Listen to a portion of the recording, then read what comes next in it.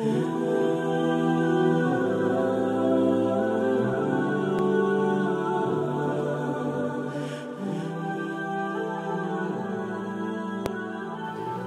alaikum wa rahmatullahi wa barakatuh. Mes chers frères, mes chères sœurs.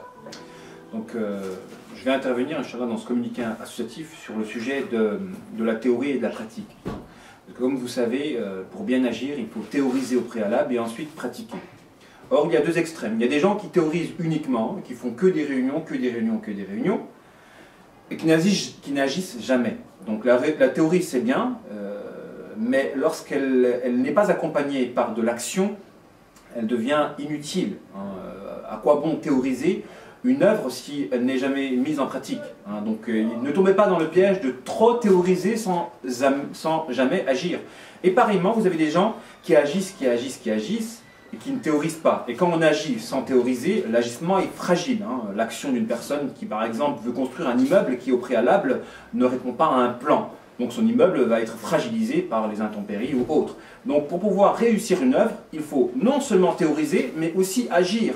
Parce que la foi qui découle de l'adhésion à un groupe, un groupe en fait, une association, se nourrit d'actions collectives que l'on théorise. Donc si l'on ne théorise pas des actions collectives, on ne peut pas entretenir la vitalité, l'engouement, la vigueur et la ferveur des membres. D'où la nécessité de théoriser, certes, mais aussi d'agir. Donc, c'est le communiqué que je vous fais pour pas que vous tombez dans le piège de faire uniquement des réunions et de réserver ces réunions. Faites en sorte que tout le monde puisse avoir sa place dans l'association. Il ne faut pas qu'il y ait des élections, ça c'est réservé, etc. Donc, quand vous organisez une réunion, réservez un temps pour ceux qui sont spécialisés à une discipline, le pôle économique entre eux, le pôle, etc. Et ensuite, organisez une rencontre pour ceux qui ne sont pas membres de l'association, etc. En fait, il ne faut pas que l'association soit réservée à ceux qui sont actifs. Le but, c'est de faire passer des gens du statut de spectateur à acteurs.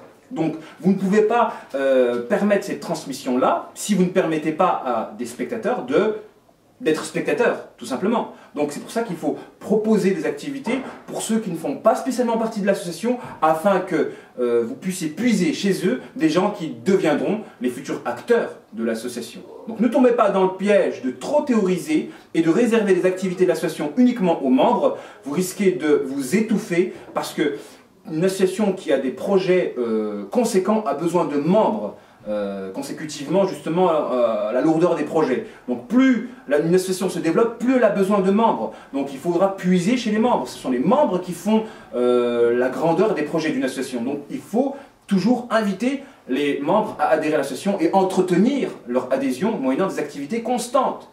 Des activités constantes. N'ayez pas peur de proposer des activités qui sont simples. Il n'est pas normal que des cercles spirituels sont en attente 1 mois, 2 mois. C'est pas grand chose pour organiser un cercle spirituel, donc il faut pouvoir satisfaire la demande de tous. En fait, c'est un danger. Quand vous avez des personnes qui sont intéressées par une association et qui sont insatisfaits puisque leur demande n'a pas été comblée, ils avaient des besoins, ils exprimaient des besoins à l'égard de l'engagement et ils ont frappé à la porte de l'association et ils n'ont pas pu combler ce besoin-là, ils repartent insatisfaits. Ça, c'est l'erreur dans laquelle il faut absolument éviter de tomber.